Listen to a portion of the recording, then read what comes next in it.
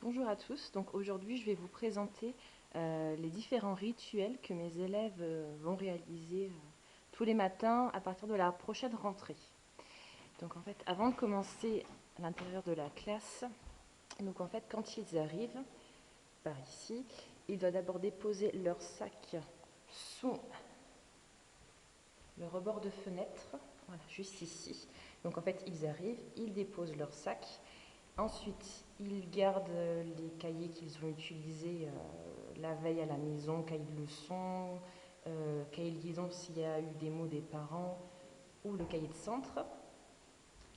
Ensuite, ils rentrent dans la classe, rangent évidemment les cahiers dans les différents bacs, et ensuite se dirigent vers ce petit tableau-là, qui en fait explique quels élèves sont donc responsables pour la semaine.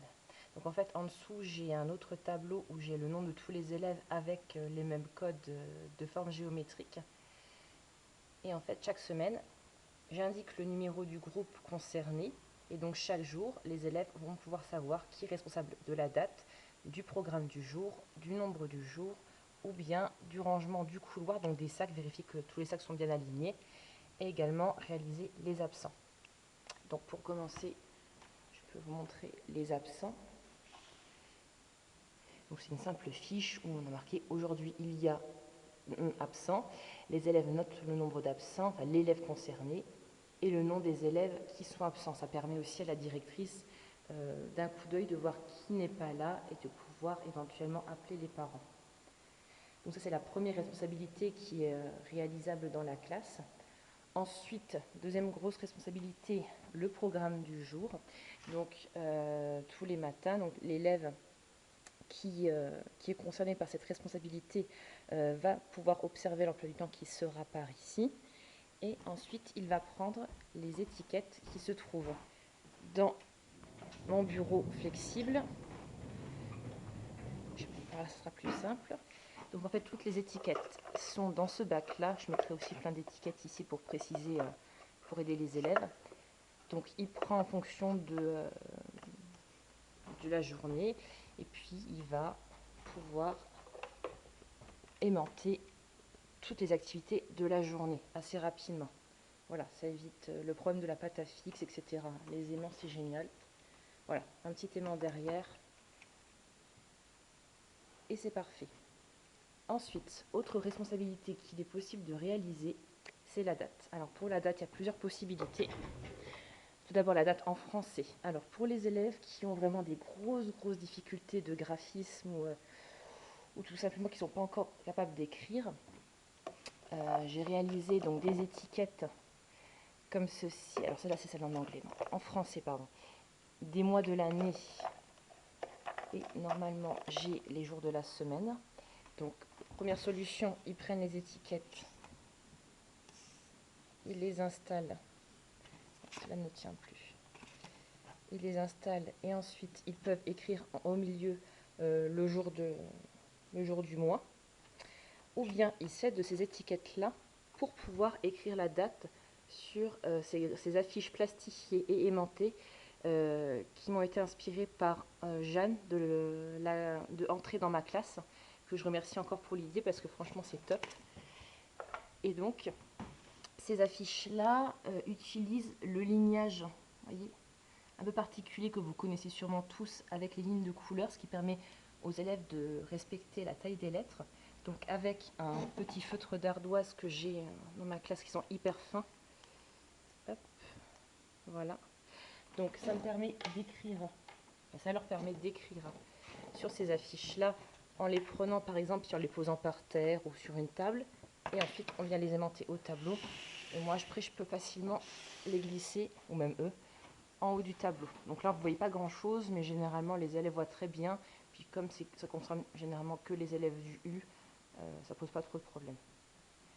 Voilà pour la date en français. Ensuite, on a la date en anglais, qui elle peut être écrite sur le tableau ou simplement avec les étiquettes. Donc même principe, avec les mois et les jours de la semaine. Alors, quand les élèves, si les élèves ne savent pas encore lire les mois et les jours de l'année, L'avantage, c'est qu'on a ce calendrier-là, qui est également à faire tous les jours par le responsable de la date, où on a à chaque fois les correspondances en français et en anglais pour les mois, et puis pour tous les jours de la semaine. Ça permet de les rebrasser un petit peu, de les réviser. Et également, l'élève qui fait la date va venir prendre des feutres de couleur et colorier les jours passés. Alors évidemment, si le jour concerné, il y avait école, on met en vert. Si le jour concerné n'est pas école, on met en rouge. On se situe un petit peu plus dans le temps et ça ne fait toujours pas de mal au CE1, même à certains CE2. Voilà. À savoir que sur ce calendrier-là, en début d'année, je demande à tous les élèves d'indiquer leur date de naissance, histoire qu'on puisse le compléter avec des événements qui sont proches d'eux. Puis après, s'il y a des événements un peu particuliers, le début de la piscine, ou des spectacles, ou des choses comme ça, des projets particuliers, on peut tout de suite les rajouter. Enfin, eux peuvent les rajouter, puisque c'est une simple feuille de canson, et ça permet de personnaliser au maximum le calendrier. Voilà pour la date. Je crois que j'ai rien oublié pour ça. Oui. Et ensuite, ma responsabilité préférée, donc je bouge un petit peu, c'est le nombre du jour. Donc vous l'avez déjà vu sur mon blog, il s'agit en fait d'une énorme carte mentale qui va regrouper toutes les représentations et toutes les façons de désigner les nombres. Donc vous avez par exemple l'écriture en lettres, où l'année dernière j'avais mis une seule ligne, mais pour les grands nombres c'est un petit peu compliqué, donc j'ai doublé les lignes. Ensuite, toutes les décompositions possibles, avec la valeur de la position des chiffres, les décompositions additives, la représentation avec les dessins, la représentation avec la monnaie, la réalisation de calculs. Donc ici, c'est une fiche avec moins 10, plus 10, moins 1, plus 1, davantage destinée en fait au CE1. Et lorsque c'est un CE2 qui est responsable de faire le nombre du jour, on peut changer la fiche, ou même un CE1 qui voudrait le faire avec les moins 100, plus 100, moins 1000, plus 1000. Ensuite, on a les encadrements. Donc, on met le nombre choisi. On peut encadrer à l'unité, à la dizaine, à la centaine et au millier près. Ensuite, on a la représentation sur la droite graduée. Donc, par exemple, ici, j'ai mis la droite des nombres de 600 à 700. À savoir que du coup, pour les CE2, s'ils ont des nombres avec des 1000, il suffit de rajouter le millier en fait sur le pointillé et tout de suite, ça nous fait une frise adaptée au plus grand nombre. À savoir que si ça ne correspond toujours pas, évidemment, j'ai fait des étiquettes pour chaque centaine. Voilà. Donc tout ça est disponible dans le petit bac ici, juste là. Je les glisse ici, ils savent où ils sont. Ensuite, on travaille sur les nombres pairs et impairs avec les fameuses petites chaussettes. Le travail des doubles et des moitiés. Donc évidemment, tout ça n'est pas là en début d'année. Ça va être progressif, à savoir qu'en début d'année, on va donc déjà mettre le nombre du jour et essayer de le lire correctement. Ça sera déjà pas mal. Voilà, travailler sur principalement l'écriture en lettres, commencer un peu les décompositions, et éventuellement les petits calculs, mais tout ce qui est encadrement, double, moitié, pair, impair, ça va venir au cours de l'année, quoi. Voilà. Donc ce que ça donne au final. Donc en fait, le principe est assez simple. Les élèves ont un bac où il y a des étiquettes où il y a les chiffres de 0 à 9 et qui reprennent les mêmes couleurs qu'on a dans la classe. Donc un élève va piocher une unité au hasard. Hop. Ensuite, une dizaine. Oh bah tiens. Une centaine. Donc le petit trait, c'est simplement pour préciser aux élèves si c'est un 6 ou un 9. L'année dernière, j'avais été embêtée avec ça. Et un millier. Alors on va dire qu'on est au CE2. Hop. Voilà. Donc une fois que le nombre est correctement mis, donc j'ai remis en fait le petit code avec l'ordre en fait des couleurs. Ça peut aider certains qui des fois ont un peu de mal, se souviennent plus trop comment on compose les nombres. Donc voilà, le nombre est composé. Je demande souvent, je reste là et je demande à l'élève de relire le nombre. Et puis ensuite, il va prendre, pareil, un petit stylo, un petit feutre d'ardoise, et puis il va commencer à pouvoir remplir un petit peu tout ça. Alors, comme c'est progressif, du coup, en début d'année, ça va assez vite, puisque souvent il n'y a que 2-3 étiquettes à compléter. Et bien évidemment, au fur et à mesure de l'année, ils seront plus à l'aise avec ces premières étiquettes, et il faudra prendre plus de temps peut-être pour faire les autres étiquettes. Bon, généralement, c'est la responsabilité qui prend le plus de temps. Puis moi, des fois, souvent, je reste à côté, je veux dire, et puis je pose des questions et je vérifie toujours que le travail est bien réalisé. Voilà.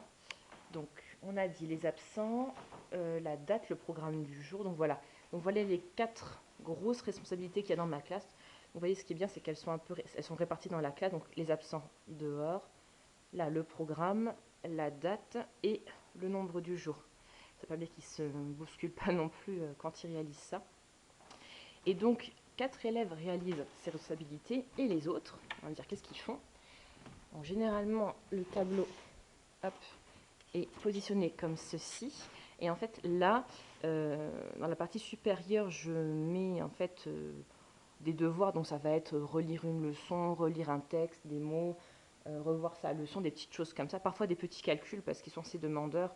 Et puis bon, voilà, après ça, ils aiment bien, ils sont demandeurs, donc pas les frustrer. Et ensuite, la partie du bas, en fait, ça va concerner les petites activités en fait de mise en route. Évidemment, ceux qui ont les responsabilités ne vont pas forcément réaliser cette activité-là si jamais la responsabilité prend trop de temps. Mais c'est pas grave, ça dure une semaine pendant laquelle ils ne peuvent pas le faire, puis ensuite les semaines d'après ils reprennent le rythme normal. Donc j'en avais déjà parlé d'ailleurs de ces petites routines rituelles sur mon blog. Donc ça va être par exemple recomposer une phrase qui contient un nom commun, un verbe et un pronom personnel singulier. Voilà. Ça peut être aussi des petits calculs, du rebrassage de techniques de calcul posées pour rappeler un petit peu les astuces. Ça peut être des petits problèmes ouverts aussi, des problèmes de recherche. Donc des problèmes du style, j'ai Lucie a 3 chapeaux et a 4 pantalons, combien de tenues différentes est-ce qu'elle peut réaliser? Donc là, on va vraiment travailler la recherche, la mise en place de stratégies autres que le simple calcul. Ça peut être des petits joggings d'écriture, des petites écritures d'invention. Donc je ne sais pas si tu es un papillon, imagine ta vie, raconte ce que tu ferais de ta journée, des petites choses comme ça. Voilà. Des petites activités qui vont prendre 5-10 minutes à peu près, ce qui me permet à moi ensuite de corriger avec eux. Souvent ça à l'oral pour que ce soit assez rapide. Et voilà, du coup on commence la journée de...